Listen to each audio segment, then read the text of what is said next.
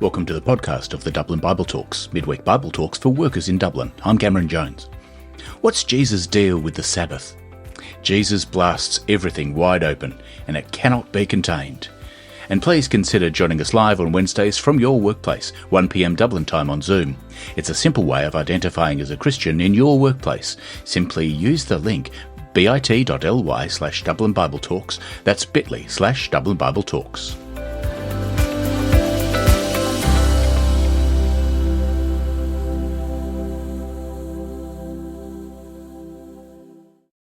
The man Eric Liddell was made famous by the film Chariots of Fire.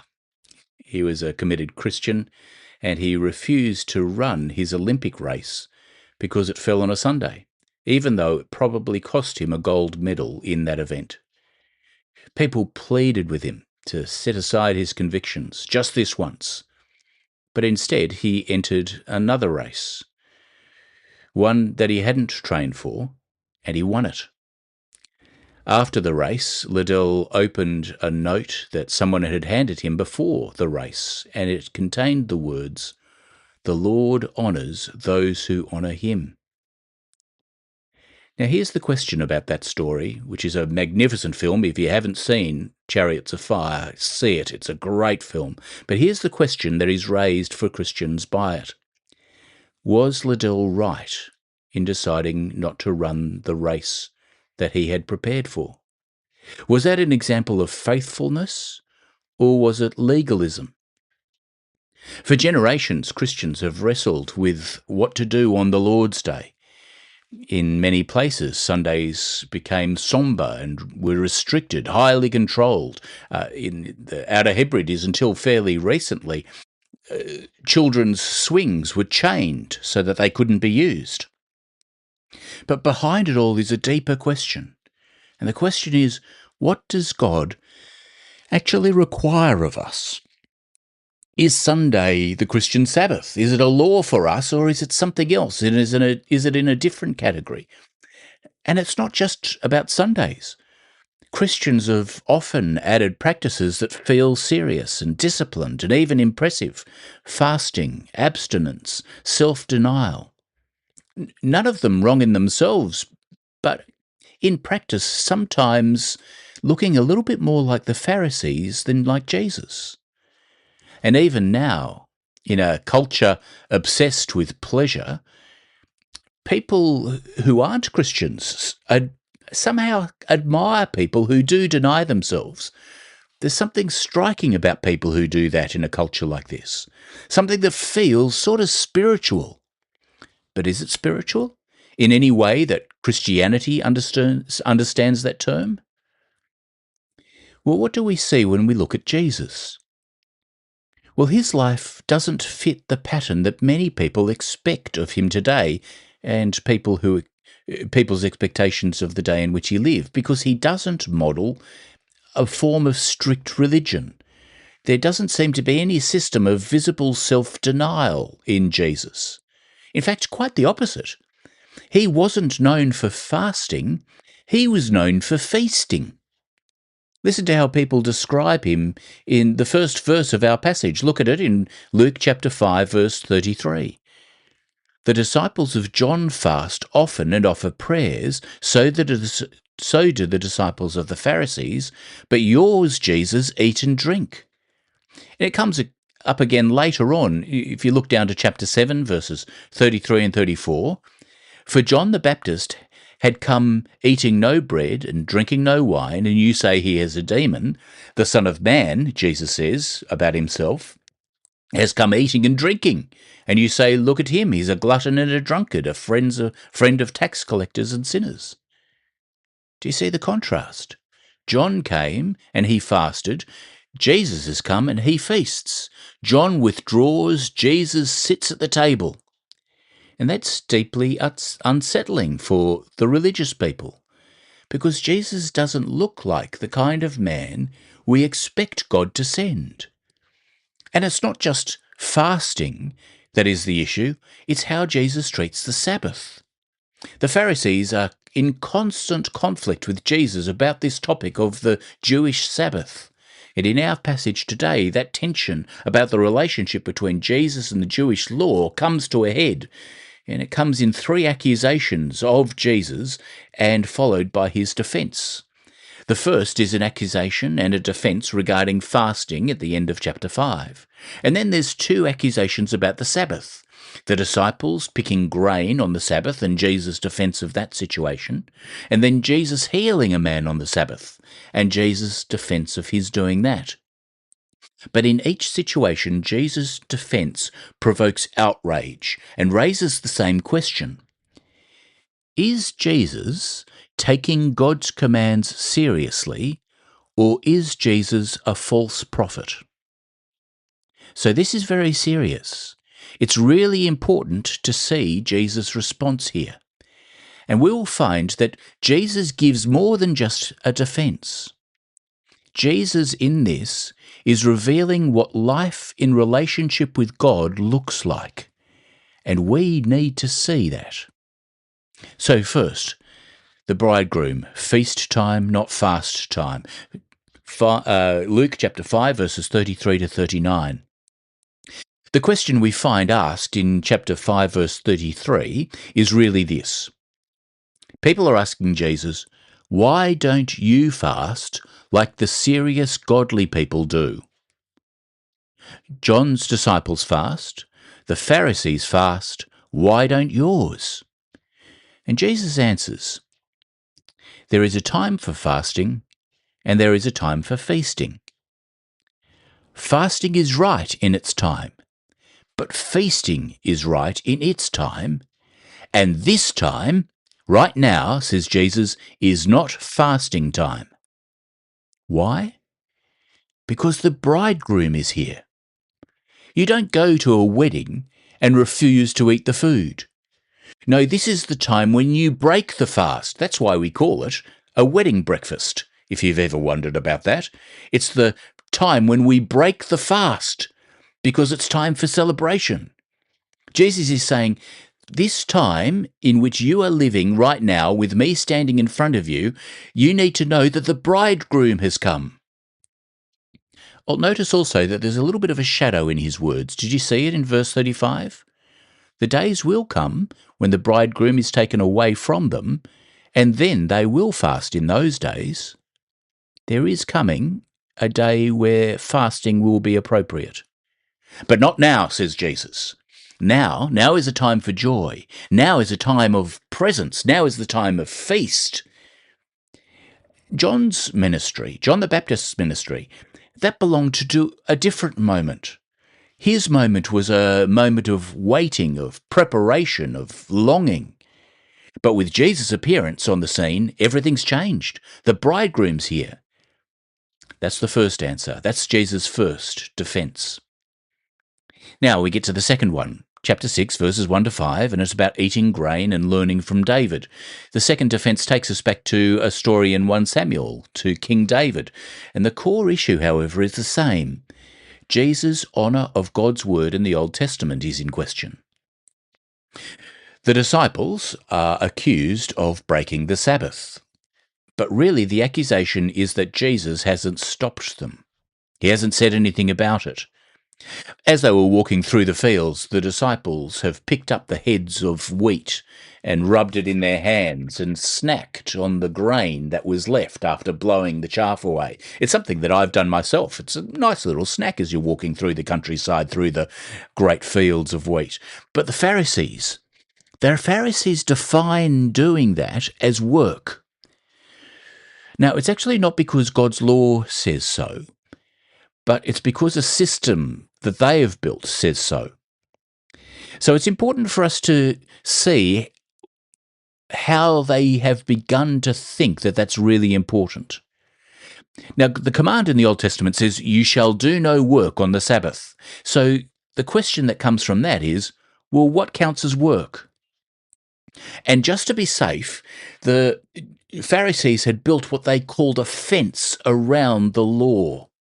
Rules that protected you from getting even close to breaking the law.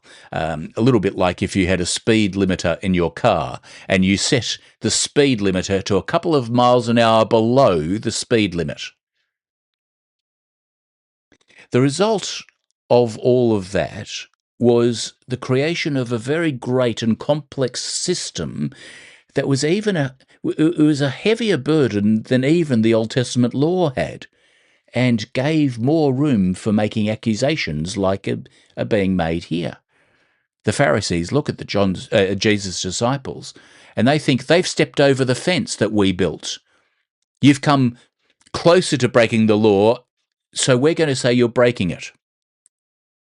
And so we come in verse 3 to Jesus' defense of the accusation. He says, "Have you not read what David did when he was hungry?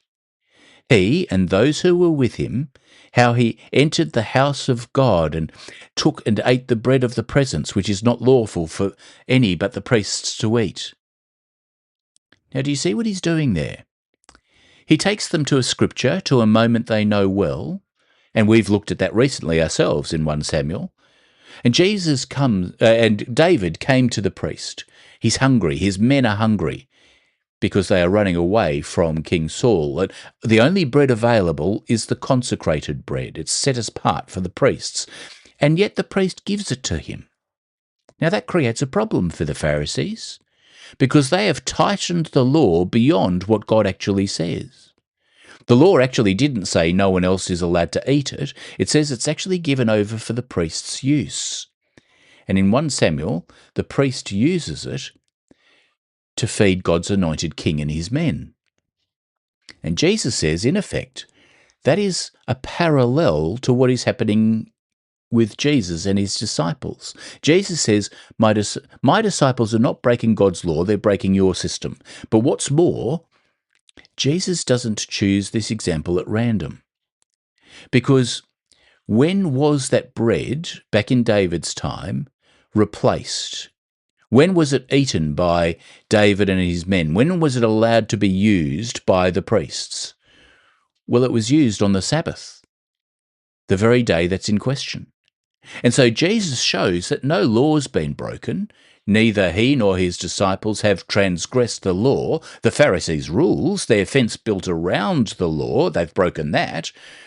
But they've started calling their rules God's rules. So that's a bit of a problem, but then notice that Jesus says something else in verse 5. And then he says, the Son of Man is Lord of the Sabbath. Jesus is saying that even with that definition of laws thing, even if it was God's law, something bigger is happening right in front of your eyes that changes everything. If David was permitted to eat according to the law, and you see that that doesn't make David, the king of Israel, a breaker of the Old Testament law, it's very strange in that era, in fact, very strange in any era that would happen that way. In the Old Testament era, and in fact in most eras of history, the king is the law. And so the idea of the king breaking a law is a silly idea, because the king is the one who makes the laws. So he's not subject to them. Things were different in Israel because God was only ever the true king of Israel. Even when they rejected him and asked for a human king of their own, the terms of kingship in Israel was that the first thing that a king had to do was write out God's law, showing that the king of Israel was subject to God. The king of Israel was subject to God's word, to God's law. But Jesus is here claiming something greater about himself. That phrase, Son of Man, is used elsewhere, sometimes to mean human, but Jesus uses it in Luke all the time to refer to himself. He's just done it in the previous chapter, only verses ago. Chapter 5, verse 24, but that you may know that the Son of Man has authority on earth to forgive sins. The Son of Man term he uses for himself. The way Luke has phrased this carries the kind of attitude of the statement, Jesus is the Lord of the Sabbath, the Son of Man is. That's the literal translation. Jesus, just who is Lord of the Sabbath. Sorry, I'll say that again. Just who is Lord of the Sabbath is the implied question. And Jesus gives the answer, the Son of Man is. I am. Jesus is not just a king like David was king. Jesus is a king who also has the authority as the author of the Ten Commandments. This King Jesus, who is the bridegroom, is not under the law. He is the Lord giver. He is the Lord of the Sabbath. And that is Jesus' second defense. The disciples haven't broken God's law, but the law of God is something written in Jesus' own handwriting. Now, the third issue is this man with the withered hand on a Sabbath. Verse 6 of chapter 6, on another Sabbath, he entered the synagogue and was teaching, and a man was there whose right hand was withered. And the Pharisees were watching, not with compassion, but with suspicion, we see. The scribes and the Pharisees watched him to see whether he would heal on the Sabbath, so that they may find a reason to accuse him. Now, they're not really asking, will he help this man? They're asking, will he break our rules? And so we see in verse 8, but he knew their thoughts. Jesus knew their thoughts. And he said to the man with the withered hand, come and stand here. And he rose and he stood there. And before he does anything, Jesus asks a question. He sets up his defense. Jesus said to them, I ask you, is it lawful on the Sabbath to do good or to do harm, to save life or to destroy it? Do you see what he's doing there? He's refusing to act according to their categories. Because in their system, they had made a third option. Do nothing. Rather than just saying do good or do harm, they've come up with a third option, avoid any risk, stay safe, keep the rules, don't do anything. Their whole approach to the Sabbath is entirely negative. Don't break the law, don't step out of line, don't get it wrong. And the result is this: a man standing in front of them, broken, diminished, and they're content to leave him like that, because at least that leaves their rules intact. But Jesus won't allow it. He gives them only two options, because in reality there are only two options. You either do good or you do harm. You either save or you destroy. And to refuse to do good when you can do good is not a neutral act. It is, in fact, doing wrong. And so what does Jesus do? Well, he acts. Verse 10, and after looking at them, he said to all, looking at them all, he said to him, he said to the man with the withered hand, stretch out your hand. And he did so, and his hand was restored. He heals the man. And that moment, he exposes the Pharisees. They are not just mistaken, they are hard-hearted. And so we have Jesus' third defense there. But notice that each defense is doing more than just defending his actions. Each response is a claim of Jesus, of his self-understanding, a claim about his own identity. And notice with each of those examples, he's also revealing that the others are unable to do what he can. They are not just bound by their lack of comprehension of Jesus' identity. They are not just bound by their misunderstanding of the law. They are not just bound by their lack of compassion. They are bound by their incapacity to do any differently. They do not join the fasting because they do not perceive that the bridegroom is with them. They do not understand his identity. But Jesus knows that he is the bridegroom. They're building a fence around the wall and claiming it to be God's law. It doesn't work because they have no authority to write God's law. But Jesus has it. It is not just the Sabbath law that prevents them from helping the man with the withered hand, is it? They are also unable to help him because they have no capacity to heal the man.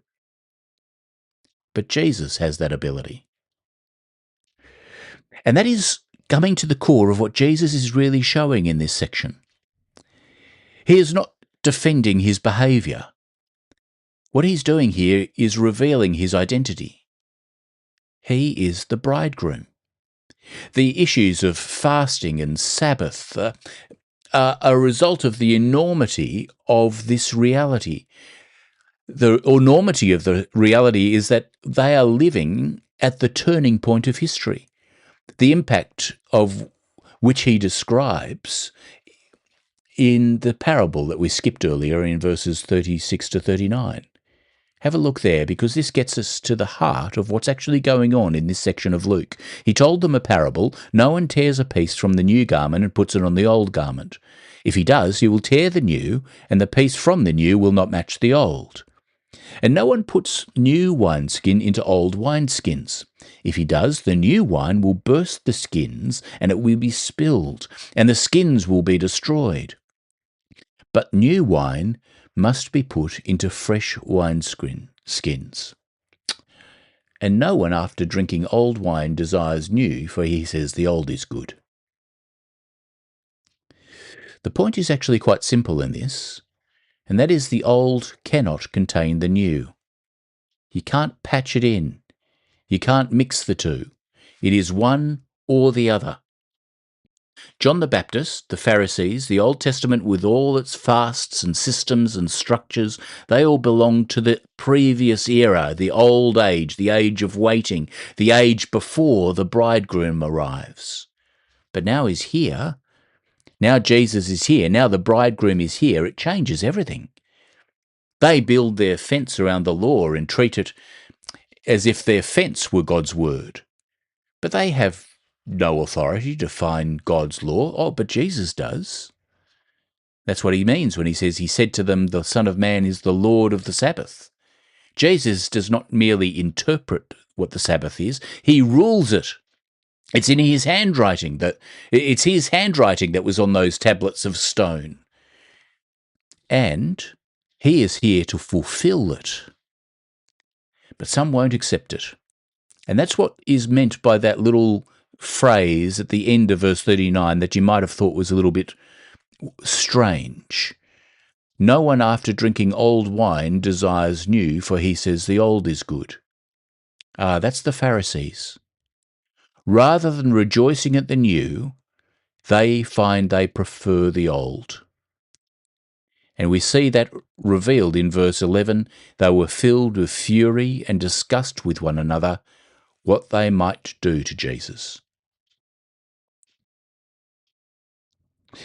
It's worth spending a little time on what I mentioned briefly about that little shadow that Jesus puts into his saying, and then how that is resolved for us as Christians after Jesus' death and resurrection.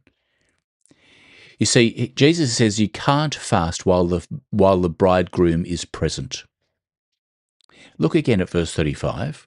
The days will come when the bridegroom is taken away from them, and they will fast in those days. Jesus' departure as the bridegroom is not off to a honeymoon. Jesus' departure is the departure to his death.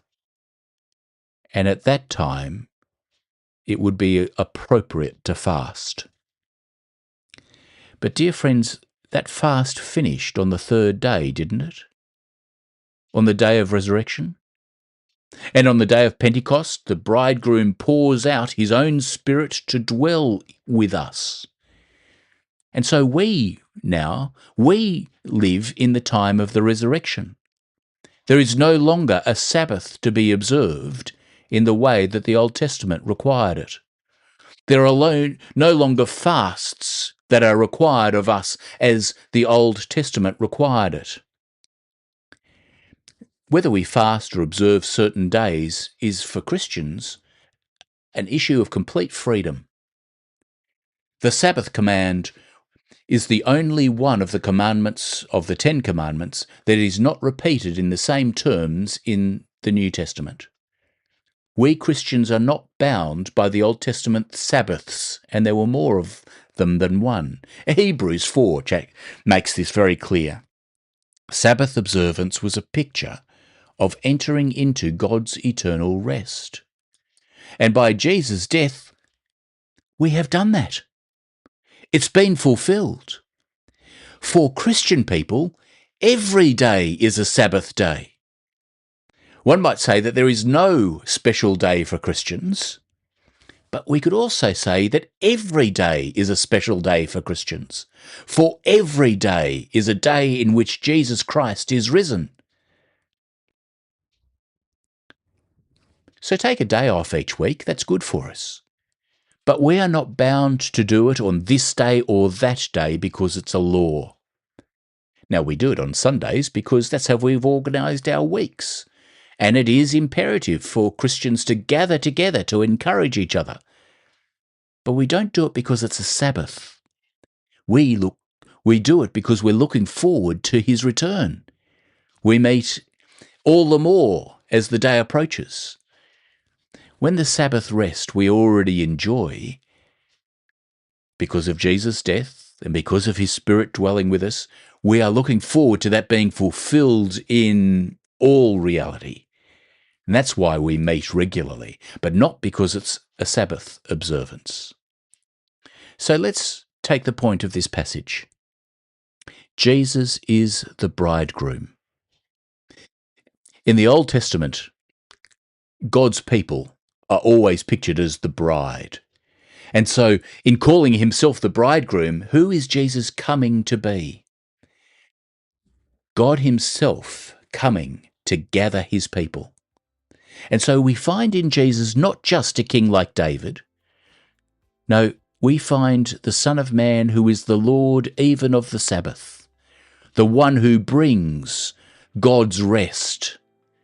Jesus is not only filled with compassion, he has the power to heal the withered hand, to restore to goodness everything that has been tainted by sin in this world and in this age. We find in this passage that Jesus' coming changes everything. And so our lives as Christians are now every day coloured by joy. Even in the worst of days, every day is a feast day for we who are the servants of Christ the King. For the bridegroom has come, and he remains with us always.